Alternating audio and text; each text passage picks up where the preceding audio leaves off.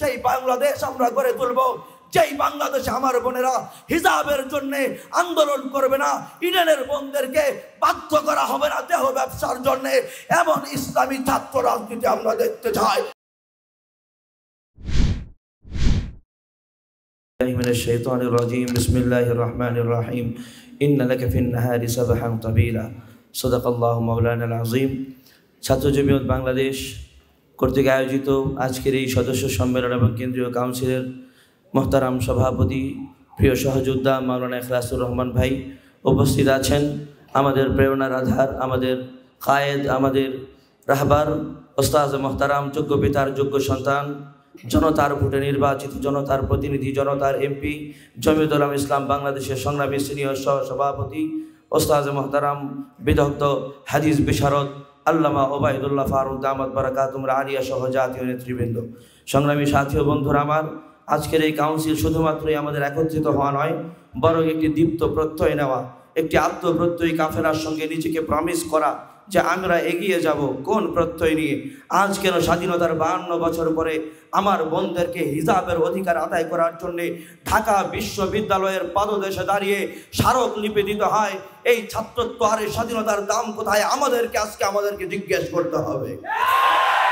আমার ভাইরা, আজকে এই ছাত্র জমিয়তের সম্মেলনে দাঁড়িয়ে আমাদেরকে জিজ্ঞেস করতে হবে, স্বাধীনতার 52 বছর বয়সে যে বিশ্ববিদ্যালয় হাকিম উম্মত মুজাদ্দিদুজ্জামান আশরাফ আলী থানভীর মুরিদ স্যার সলিমুল্লাহ নওয়াব জমিদার নওয়াব আলীর নেতৃত্বে বিশ্ববিদ্যালয় গঠিত হয়েছে, যে বিশ্ববিদ্যালয় মুসলমানদের দাবিতে হয়েছে, যে বিশ্ববিদ্যালয় না করার জন্যে কলকাতার দাদাবাবুরা 18 বার স্মারকলিপি দিয়েছিল, সেই বিশ্ববিদ্যালয় মুসলমানের দাবিতে প্রতিষ্ঠা করা বিশ্ববিদ্যালয়ে আমার বোনের হিজাবে কেন হাত দেওয়া হবে আমরা জানতে চাই।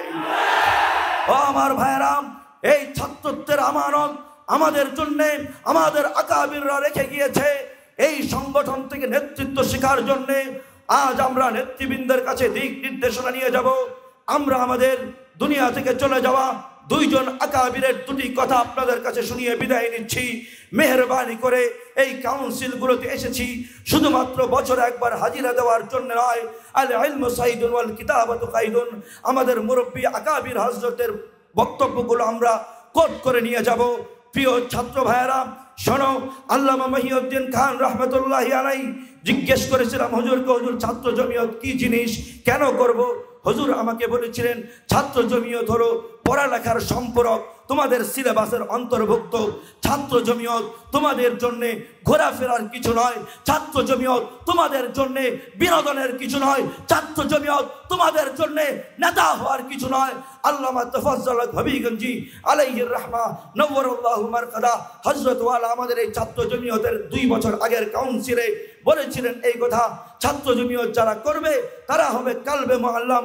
2 বুজুর্গের এই 2 কথা যদি আমাদের থাকে, ইনশাআল্লাহ নেতৃত্বের প্রশ্ন আসবে না, আনুগত্যের উজ্জ্বল দৃষ্টান্ত দিয়ে আমরা এগিয়ে যাব।